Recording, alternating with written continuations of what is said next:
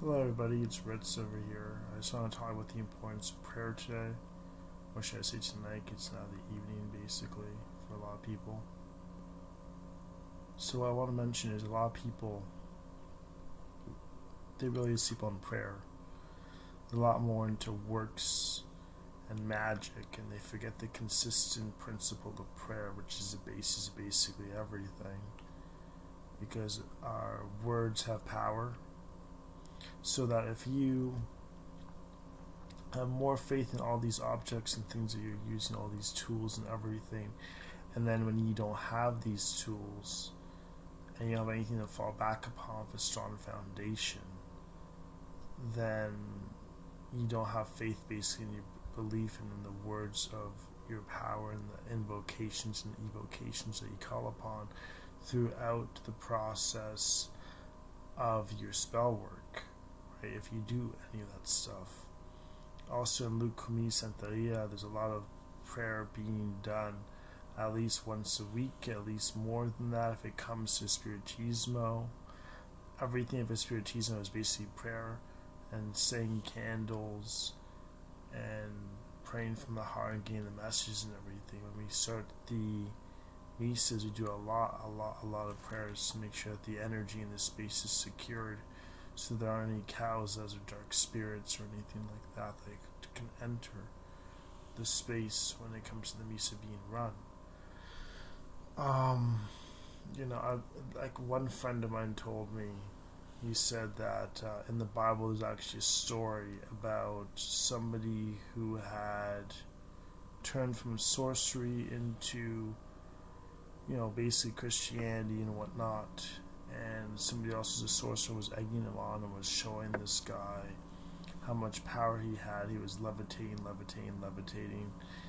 and egging the guy on. The guy said a simple prayer and the guy fell and died basically. So that just shows as an example of the importance of prayer.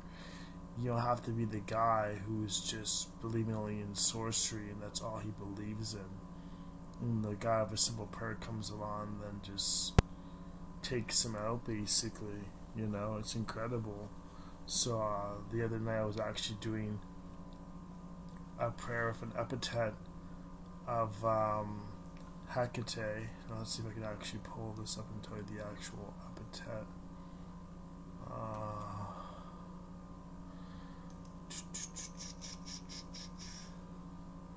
Give me a second, guys. Epithet.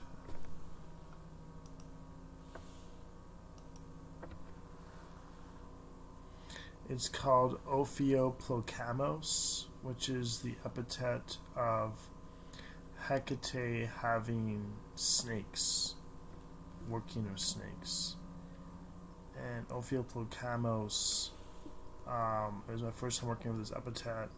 I called upon her for strength, for protection, everything. I lit a candle. Yes, I did some works, of course, but I didn't go too in depth of the works I was doing. A lot of the context was with prayer, and I invoked her, and the presence of Hecate, Ophioplokamos was incredible. I've been told to work with Medusa and some other of the Gorgons and snake-like figures that are throughout different mythos and stuff. But I'm feeling more comfortable to work with Ophioplokamos right now as an evolution and a transformation of my path of Hecate. And I know I'm touching a lot more on Hecate right now about this prayer and everything, but she is a figure that's very important and prevalent in my life. Even if I do take breaks from working with her and do more of the Lucumi side of things and more of the shamanic side of things, she's still very prevalent in my life. I still honor her with the Strophilos here. There's books I want to get on her. There's more studying to do and more meditation always. And Hecate is very much so somebody who wants you to work on yourself, somebody who wants you to do the hard work and everything like that yourself, not to put everything on her and do everything. So, prayer is very important. you know. I'm very sure there's people who can do a lot of things with prayer more so than somebody who can light a candle, and it all comes down to faith, as I've put in previous videos as well. But I don't want to drag this on with this video, so I want to thank everybody for listening, tuning in. But this is the video. This is it. This is what is going on about prayer and everything. So make sure you guys stay prayed up. Keep it in your practice.